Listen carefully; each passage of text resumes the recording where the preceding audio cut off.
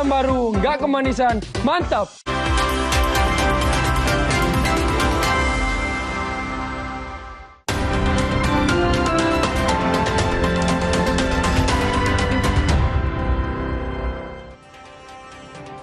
Saudara, di tengah duka, warga korban banjir dan longsor di Sumatera pun perlahan bangkit untuk perayaan Natal tahun ini. Sementara itu jelang Natal dan Tahun Baru, BMKG ingatkan potensi cuaca ekstrim di sejumlah wilayah di Indonesia. Inilah catatan Kompas TV, antisipasi cuaca ekstrim di libur Nataru 2025.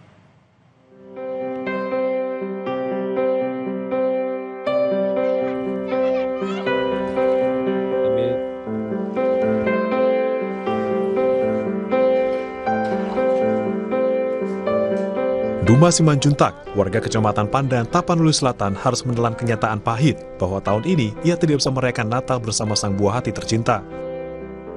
Sang anak menjadi korban banjir bandang yang terjadi pada akhir November lalu.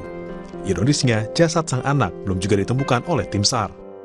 Bapak, yang perlu Bapak untuk mencari anak kami agar jasad anak kami di Pandan dapat ditemukan, agar kami dapat membawanya, menempatkannya ke tempat yang terbaik. Kami mohon Pak, kami mohon dengarlah suara seorang ibu, tangisan seorang ibu. Di tengah duka, warga korban banjir dan longsor pun perlahan bangkit menata hidup. Jelang perayaan Natal, warga mulai membersihkan gereja yang rusak dan tertimbun lumpur. Seperti di Gereja Pentakosta Kudus Indonesia di Kecamatan Batang Toru. Umat dibantu TNI Polri bersama membersihkan lumpur agar perayaan Natal dapat terlaksana dengan hikmat.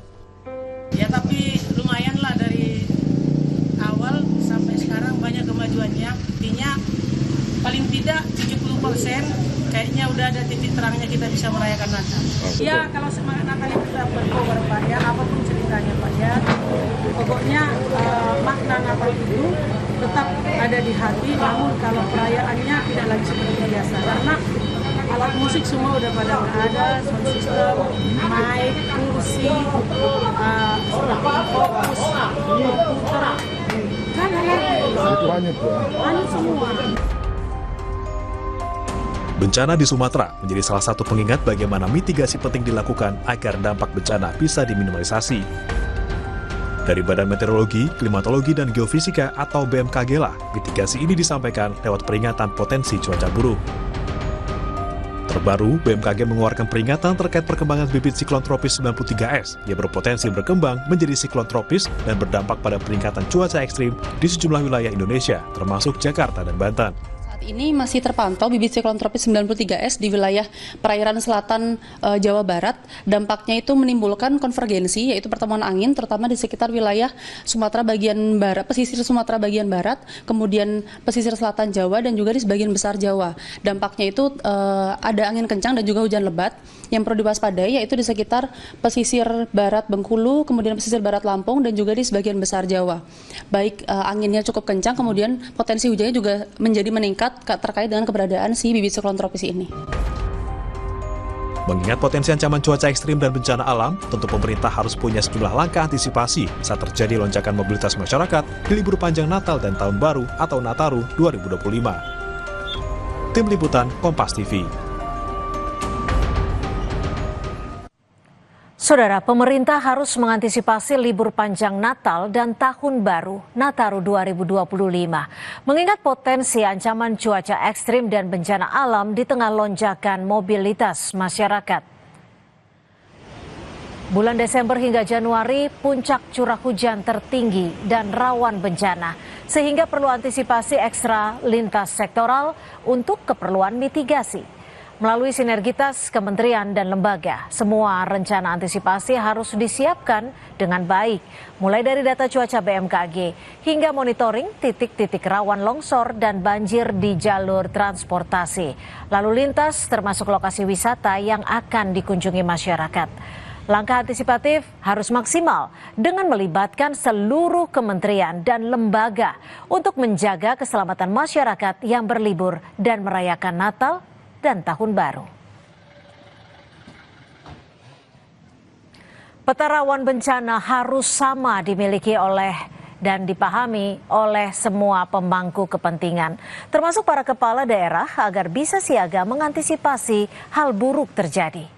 Mitigasi bencana, kesiapsiagaan, tanggap darurat hingga protokol keselamatan menghadapi cuaca buruk di lokasi wisata dan tempat lain yang banyak dikunjungi masyarakat.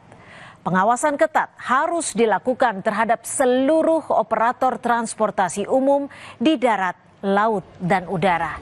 Tidak boleh ada kompromi untuk keselamatan dan aspek kelaikan serta kepatuhan terhadap protokol keselamatan transportasi. Keberhasilan penanganan libur Nataru tidak hanya dilihat dari lancarnya arus lalu lintas, tetapi seluruh aspek termasuk mitigasi bencana dan kesiapan cadangan energi nasional, baik ketersediaan bahan bakar dan pasokan listrik.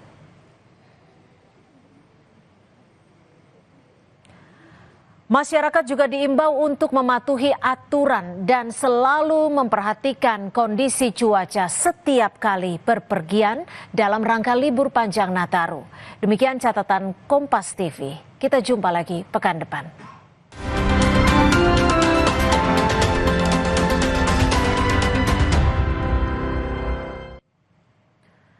Libur Nataru hari ini polisi memberlakukan sistem one way arah bawah. Rekayasa arus lalu lintas diberlakukan situasional.